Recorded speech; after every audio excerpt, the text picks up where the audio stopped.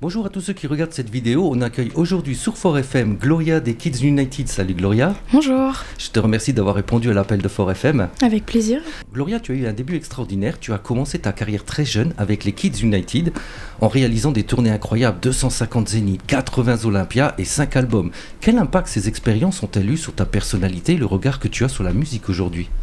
Alors pour le regard sur la musique, honnêtement moi j'ai commencé à écouter de la musique depuis toute petite. Oui.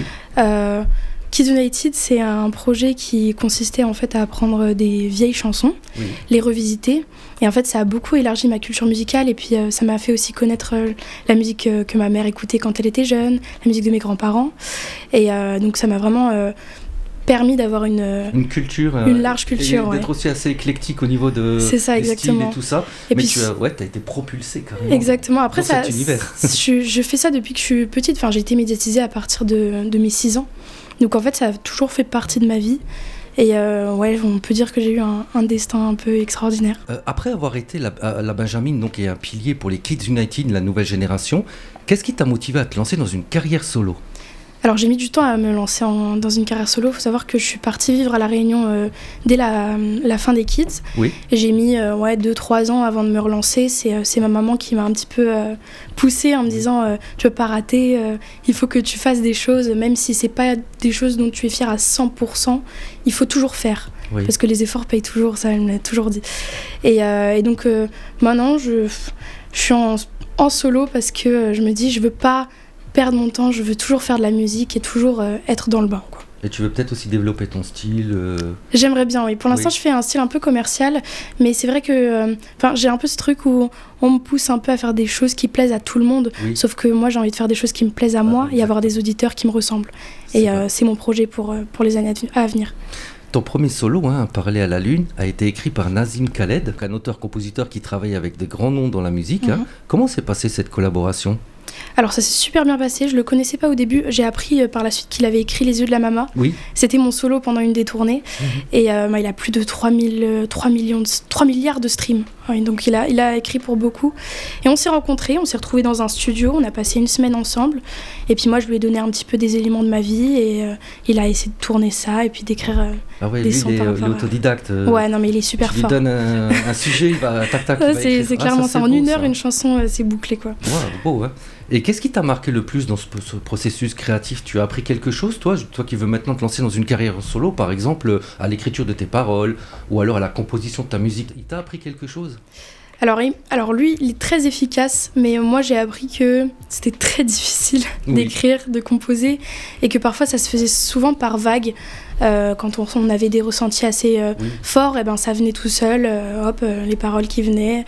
Mais j'aime pas trop ce truc où il faut écrire pour écrire. Je suis plus, tu écris parce que t'en as le besoin et parce que t'as envie de partager quelque chose. Voilà, il va se passer quelque chose dans ta vie, par exemple, ça va t'inspirer à écrire quelque chose. Voilà. Exactement. Si tu devrais retenir quelque chose qui t'ont marqué ou qui t'ont fait mûrir dans cette collaboration de cette chanson, c'est quoi ? Peut-être la manière dont je me suis présentée. Oui. J'ai essayé un peu de sortir de ce truc Kids United et de m'ouvrir, parce que c'est vrai que pendant le projet j'ai dû garder une image de... Enfin, je devais montrer l'exemple parce qu'on était, notre public était jeune, voilà. Et j'ai appris à me livrer en fait à ma communauté, à ceux qui m'écoutent, ceux qui ont... C'est-à-dire qu'ils voient moins la Gloria enfant, mais plus peut-être maintenant... La Gloria femme, on va dire, celle qui veut vraiment maintenant prendre sa carrière solo en main, quoi. Le titre Parler à la lune évoque beaucoup d'émotions. Peux-tu nous expliquer ce que représente la lune pour toi et quel message tu souhaites transmettre à travers cette chanson ? À travers cette chanson, alors le symbole de la lune, c'est un peu... moi, pendant longtemps, j'ai pas réussi à parler. Oui. Et ça s'est fait récemment, j'ai fait beaucoup de travail sur moi-même, mais je savais pas forcément à qui parler, et je trouvais que le symbole de la lune, celle qui est là, à la fenêtre, qui nous écoute, qui nous juge pas, qui nous répond pas forcément, mais qui est là, je trouvais que c'était un beau symbole, et... on dit toujours en plus viser la lune. Exactement, oui, c'est ça. Et dans ce projet particulièrement, quel retour espères-tu de cette aventure ? C'est-à-dire de t'enrichir un peu plus, à développer tes propres idées toi-même, toujours dans l'esprit solo, quoi. moi, ce que j'attends, c'est de pouvoir écrire moi-même et de pouvoir vraiment donner partager mon univers à 100%. Parce que c'est pas le cas pour l'instant. Mais j'attends vraiment ça avec impatience et c'est là où les retours seront très importants pour moi. Et tu as évoqué aussi un déferlement de haine et de moquerie sur les réseaux. Comment parviens-tu à transformer ces expériences négatives en une force dans ta vie et ta musique ? Alors, il faut savoir que les critiques, il y en a toujours moins, qu'il faut toujours voir le positif en majorité. C'est vrai que ça touche toujours un peu, mais parfois il faut trouver le petit élément constructif à l'intérieur et puis il faut en faire une force, quoi, c'est tout. T'as réussi à faire abstraction en fait de tout ça, quoi. C'est ça, mais plus il y a de personnes qui vous envoient de la haine, plus ça marque une réussite aussi d'un côté. Oui, je pense que tu as raison, ça rend plus fort en fait. C'est ça, exactement. Donc il faut résister, je pense, dès le début et pas se laisser en fait prendre par ce jeu d'émotions, parce qu'après on se relève plus. J'ai déjà eu des personnes ici victimes d'harcèlement par exemple. C'est des personnes qui mettent beaucoup d'années à se relever parce que justement ils n'ont pas la force que toi tu as eue, c'est-à-dire que ça te passe au-dessus. Bien sûr. Après, sur les réseaux sociaux, il faut savoir que j'ai toujours reçu de la haine.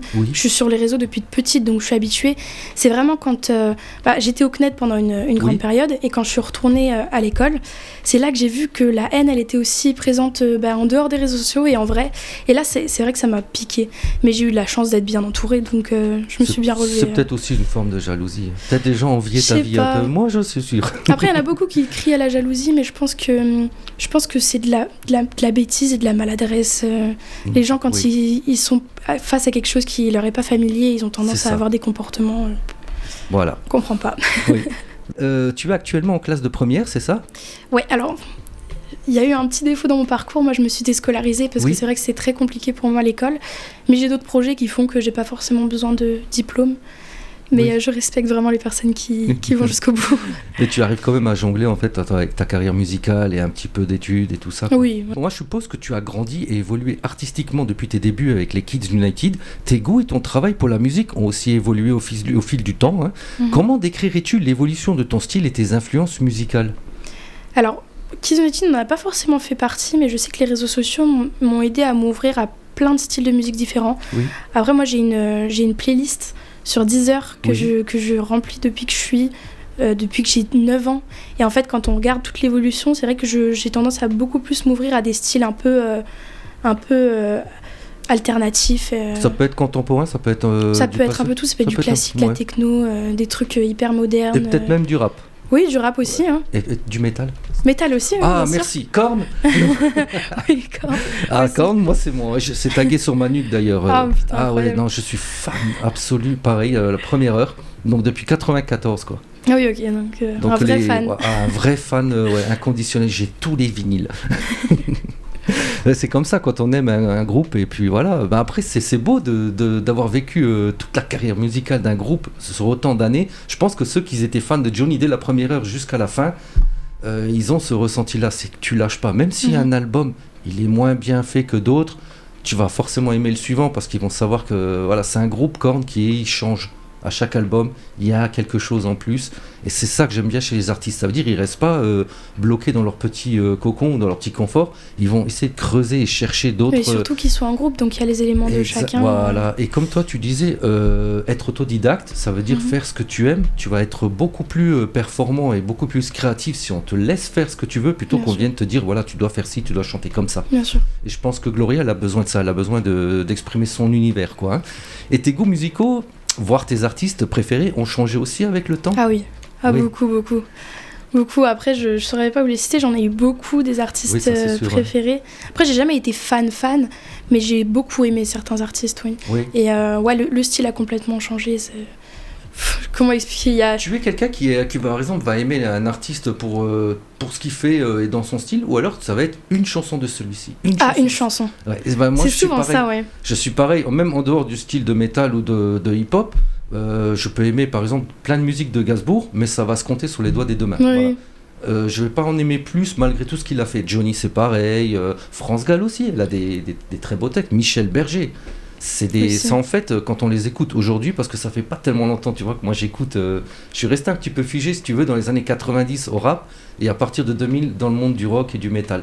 Je n'ai pas en fait eu comment dire, ce désir d'aller connaître mieux ces artistes d'avant, mais pourtant leur écriture, elle était complètement différente. Aujourd'hui, je trouve qu'on n'écrit plus vraiment comme eux, et c'est dommage parce que le message, les chansons à thème sont plus... elles percutent plus, quoi. Oui, non, c'est vrai. C'est vrai que dans ma génération, il n'y a pas plus trop de thèmes dans les chansons qu'on écoute. Et on a perdu ça, même, tu sais où ? Dans le rap. Ça. Si on écoute le rap à l'époque... L'ancien rap, il raconte des vraies histoires. Ouais. Moi, je reste dans mon univers NTM, parce que NTM, c'est toute mon adolescence. J'ai tous les vinyles aussi de eux. Incroyable. Et vrai, c'est ce que j'aimais chez eux, c'est ce qu'on prend une chanson comme Plus jamais ça de NTM. C'est exactement ce qui se passe encore en ce moment, même pire qu'à l'époque où eux ils écrivaient là-dessus, quoi. Maintenant les rappeurs ils sont là en boîte, ils payent des tables avec des grosses bouteilles pour montrer qu'ils sont riches, alors que moi il y a un artiste que j'aime beaucoup, c'est Hugo TSR, qui dans ses sons raconte ce qui se passe au quartier, la précarité, il raconte de vraies histoires et puis il met en lumière en fait la vie qu'il a vécue, vraiment pour que les gens se rendent compte à quel point il a pu s'en sortir et se sortir de là avec ses propres moyens. C'est beau, ouais. Comment tu le définirais, alors du coup ton style? Est-ce que c'est plus la mélancolie? Tu vas écrire plus sur la vie quotidienne? Moi, je suis très mélancolique. Après, au niveau des paroles, pour l'instant, je sais pas, mais je suis très dans les mélodies, je suis très sensible aux accords mineurs. Donc, je sais pas encore ce que ça va donner. Peut-être que ça changera encore avec les mois à venir. Mais je laisse la surprise. Tu m'as dit tout à l'heure, ta maman était musicienne aussi, hein? Et cette double culture franco-italienne a-t-elle des influences dans ta musique? Alors ma mère est chanteuse. Oui. Elle était musicienne, mais elle est chanteuse depuis toujours. Oui. Elle a chanté dans un orchestre pendant des années. Elle est prof de chant toujours encore aujourd'hui. Elle est italienne. À Metz, là, elle est à La Réunion. Elle y est restée du coup, mais elle a vécu à Metz toute sa vie. D'ailleurs, tu m'as dit qu'elle a encore un studio là-bas. Il y a une école Bien de sûr, chant. Elle a une école de chant. Bon, elle nous l'a laissée à moi et mes frères. Ah oui. D'ailleurs, vous pouvez nous contacter. Mais je sais pas si j'ai le numéro, mais c'est vous pas pouvez grave. trouver, les réseaux vont s'afficher à l'écran. C'est ADB Chant. Oui. ADB Studio, et donc c'est à Metz, au 3 avenue Foch. Oui. Et donc en fait mes frères donnent des cours de guitare, il y a cours de batterie, cours de chant, après on peut rajouter aussi des choses, il y a un studio d'enregistrement aussi. Et pour les origines italiennes, ma mère est italienne, mais c'est vrai que ça n'a jamais vraiment fait partie de ma vie parce que c'est surtout mes grands-parents qui sont écoutaient vraiment, plus de musique italienne. C'est ça, et ma mère m'en a fait écouter, mais elle a vraiment, surtout les années 80 françaises, internationale aussi, mais italienne, c'est vrai que il manque un peu de ça. J'attends, je fais confiance à ma famille du côté de mon papa pour m'éduquer là-dessus. En plus, tu as un public aujourd'hui. C'est vrai. Tu as vécu donc une expérience très intense avec les Kids United. Mais y a-t-il des leçons et des souvenirs particuliers de cette époque qui continuent d'influencer tes démarches artistiques aujourd'hui? Parce que je suppose que tu as mis en œuvre ton expérience, tu as aujourd'hui une façon de faire. Alors, le fait d'avoir été dans un groupe, ça m'a permis vraiment de savoir... comment expliquer ? Travailler en équipe ? Travailler en équipe, c'est ça. Ouais, travailler en équipe parce que souvent, bon, ça c'est mon expérience avant, mais quand j'ai vu des artistes solos commencer à grimper au niveau de la médiatisation et du travail, c'est vrai qu'il y avait un peu ce truc où ils prenaient un peu la grosse tête, où ils étaient plutôt capricieux. Et nous, comme on était 5 enfants, on était obligés de laisser un petit morceau à chacun, quoi. Donc ça m'a vraiment permis de savoir travailler en équipe et de savoir faire la part des choses et voilà. Puis je pense que ça doit être difficile aussi, hein, avec des enfants de jeune âge comme ça, chacun a sa petite personnalité. Bien sûr. Et forcément qu'on n'arrive pas vraiment encore à cadrer parce que ça reste des enfants. Après, il faut savoir que nos parents étaient là aussi pour nous remettre en place s'il y avait un problème.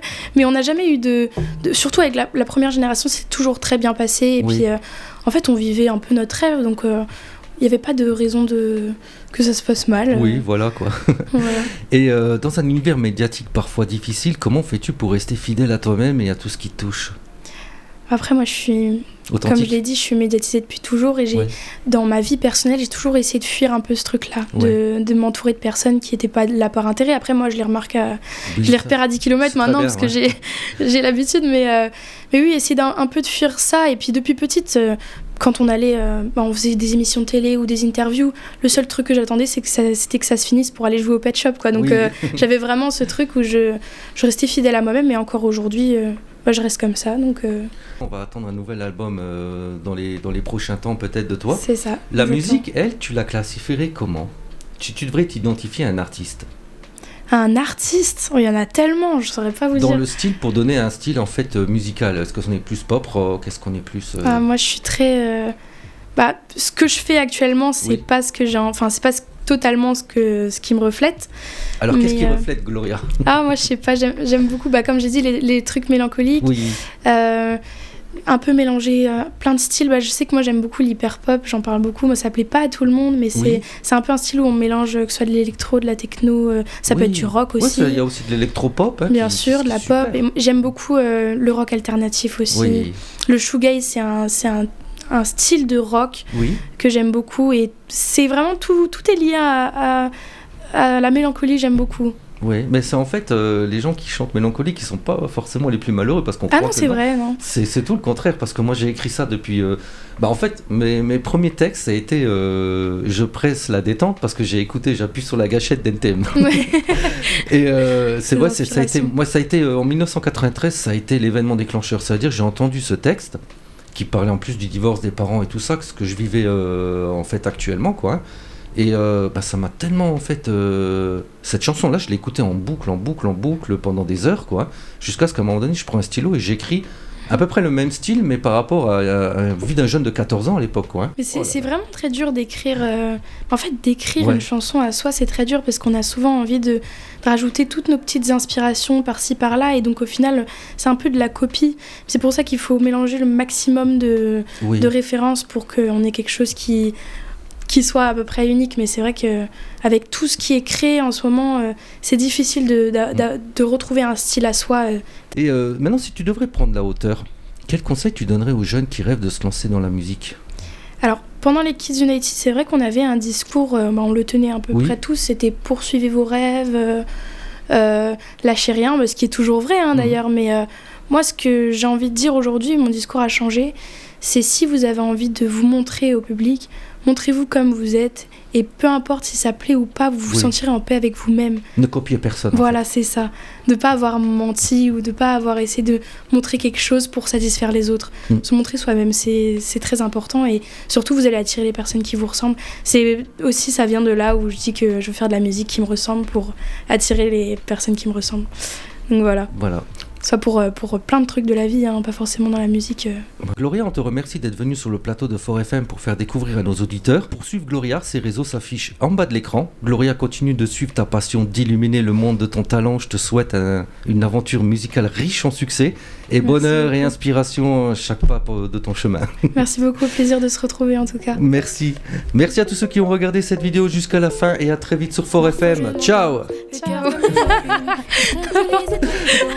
C'est bien, j'ai beau me montrer forte, je suis perdue dans la brume. Quand le bonheur ferme sa porte, la seule chose qui me reste, c'est parler, parler, parler à la lune en espérant qu'elle me réponde. Parler, parler, parler à la lune et enfin éclairer le monde. Parler, parler, parler à quelqu'un en espérant qu'on me réponde. Parler, parler, et qu'on me tende enfin la main pour supporter le monde.